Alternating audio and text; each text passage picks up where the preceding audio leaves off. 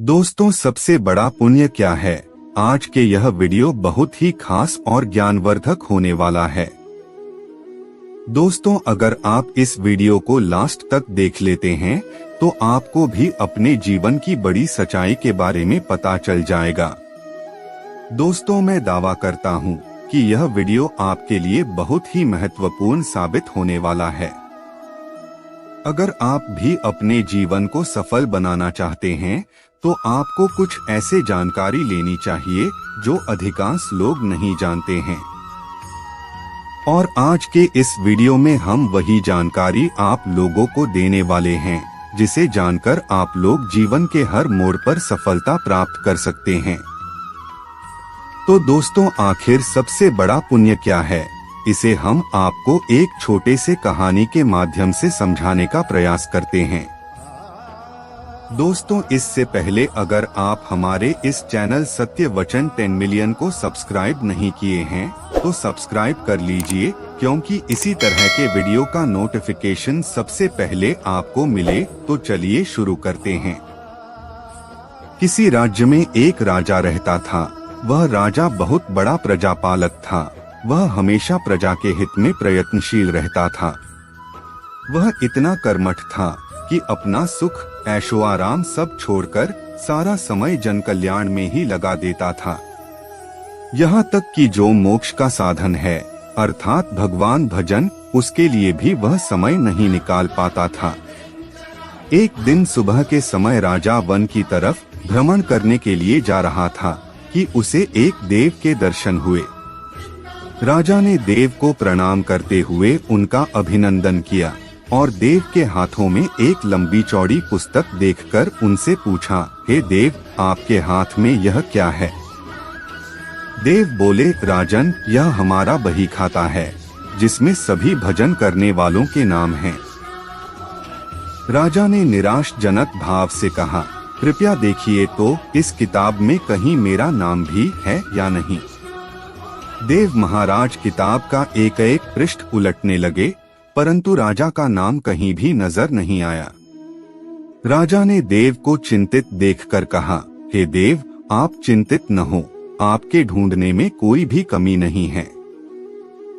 वास्तव में यह मेरा दुर्भाग्य है कि मैं भजन कीर्तन के लिए समय नहीं निकाल पाता और इसीलिए मेरा नाम यहाँ नहीं है। उस दिन राजा के मन में आत्मग्लानि सी उत्पन्न हुई, लेकिन इसके बावजूद उन्होंने इसे नजरअंदाज कर दिया और पुनः परोपकार की भावना लिए दूसरों की सेवा करने में लग गए। कुछ दिन बाद राजा फिर सुबह वन की तरफ टहलने के लिए निकले तो उन्हें वही देव महाराज के दर्शन हुए।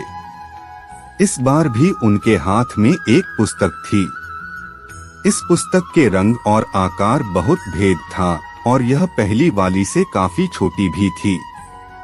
राजा ने फिर उन्हें प्रणाम करते हुए पूछा, हे देव, आज कौन सा बही खाता आपने हाथों में लिया हुआ है? देव ने कहा, राजन, आज के बही खाते में उन लोगों के नाम लिखे हैं जो ईश्वर को सबसे अधिक प्रिय हैं।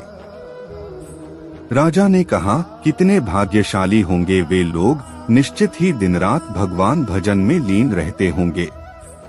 क्या इस पुस्तक में कोई मेरे राज्य का नागरिक भी है? देव महाराज ने बही खाता खोला और ये क्या, पहले पन्ने पर पहला नाम राजा का ही था। राजा ने आश्चर्यचकित होकर पूछा, हे देव, मेरा नाम इसमें कैसे लिखा हुआ है? मैं तो मंदिर भी कभी कभार ही जा पाता हूँ। देव ने कहा, राजन, इसमें आश्चर्य की क्या बात है?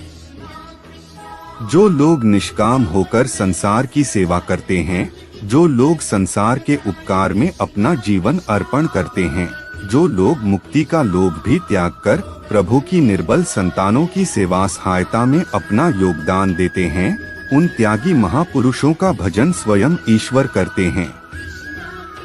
तो ऐ राजन, तू मत पछता कि तू पूजा पाठ नहीं करता, लोगों की सेवा कर, तू असल में भगवान की ही पूजा करता है। परोपकार और निस्वार्थ लोक सेवा किसी भी उपासना से बढ़कर है। राजा को आज देव के माध्यम से बहुत बड़ा ज्ञान मिल चुका था। अब राजा भी समझ गया था कि परोपकार से बड़ा कुछ भी नहीं है। जो परोपकार करते हैं वही भगवान के सबसे प्रिय होते हैं। तो दोस्तों, यहाँ पुण्य का अर्थ पवित्रता से जोड़ा जाता है। पुण्य से तात्पर्य है कि जिसका हृदय निश्चल व उदार चित्त होता है तथा जिसके हृदय में दूसरे के प्रति पवित्रता की अभिव्यक्ति होती है, वह पुण्य कहलाता है। अब यहाँ सवाल यह उठता है कि पुण्य में भी सबसे बड़ा पुण्य कौन है? इस धरती पर मनुष्य का सबके साथ लगाव है, चाहे प्रकृति की बात करे या जानवरों की। यह लगाव कहीं ना कहीं लाभ या फायदे का लगाव है, क्योंकि मनुष्य की प्रकृति है कि जो चीज उसे फायदे की लगती है उसे वह उसी समय अपना लेता है, तथा जो चीज उसे फायदा नहीं पहुंचाती है उसे वह कूड़े के ढेर में डाल देता है। आधुनिक समय के इस दुनिया में मनुष्य को सबसे ज्यादा किफायती जो चीज लगती है वह है धन और दौलत। और अधिकतर मनुष्यों की सोच होती है कि जिनके पास धन दौलत है वह ज्यादा अच्छा कर्म करते हैं और पुण्य कमाते हैं, वहीं गरीब के पास धन दौलत नहीं है, इसलिए गरीब लोग तो पुण्य कर ही नहीं पाएंगे। परंतु यह सोच गलत है। सत्य यह है कि धन जोड़ने से अपवित्रता आती है और धन का परित्याग करने से पवित्रता आती है। सच्चे अर्थों में वही धन पवित्र माना जाता है जो अच्छे कार्यों में विनियोजित हुआ हो, और अच्छे कार्यों का फल पुण्य होता है। अब बात करें पुण्य की, तो ऐसे तो पुण्य 11 प्रकार के होते हैं, लेकिन इनमें से 5 पुण्य सबसे बड़े पुण्य है। पहला, अन्न पुण्य। किसी भूखे को भोजन कराना, चाहे वह मनुष्य हो या जानवर, अपने सच्चे हृदय से उनको भोजन कराना, यह पहला सबसे बड़ा पुण्य है। दूसरा, शयन पुण्य। निराश्रित मनुष्य या जानवरों को आश्रय देना, यह दूसरा सबसे बड़ा पुण्य है। तीसरा, वचन पुण्य। यदि आपके पास ना भोजन है और ना ही धन है किसी को दान करने के लिए, तो आप अपनी निर्दोष वाणी से व अपने मधुर शब्दों से अन्य लोगों के दुखों को सुख में परिवर्तित कर सकते हैं, अर्थात उन्हें सुख पहुंचा सकते हैं। चौथा, नमस्कार पुण्य। अपने से बड़ों व छोटों के प्रति नम्रता पूर्ण व्यवहार रखना, यह सबसे बड़ा पुण्य है। बड़े बुजुर्गों के चरण स्पर्श करने मात्र से ही आपके पाप पुण्य में बदल जाते हैं। पांचवा, मन पुण्य। हृदय में सभी प्राणियों के प्रति सुख की भावना रखना और अहिंसा का पालन करना बड़ा पुण्य है। अर्थात पुण्य वह है जो आप अपने पवित्र हृदय, द्वेष मुक्त चित्त व मस्तिष्क के उच्च भाव व उच्च विचारों के साथ करते हैं, तो ये हैं सबसे बड़े पुण्य।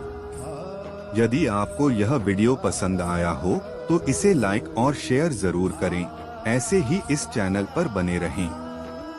आपके पास और भी इसी तरह के वीडियो के साथ फिर प्रस्तुत होंगे। तब तक के लिए धन्यवाद। जय श्री कृष्ण।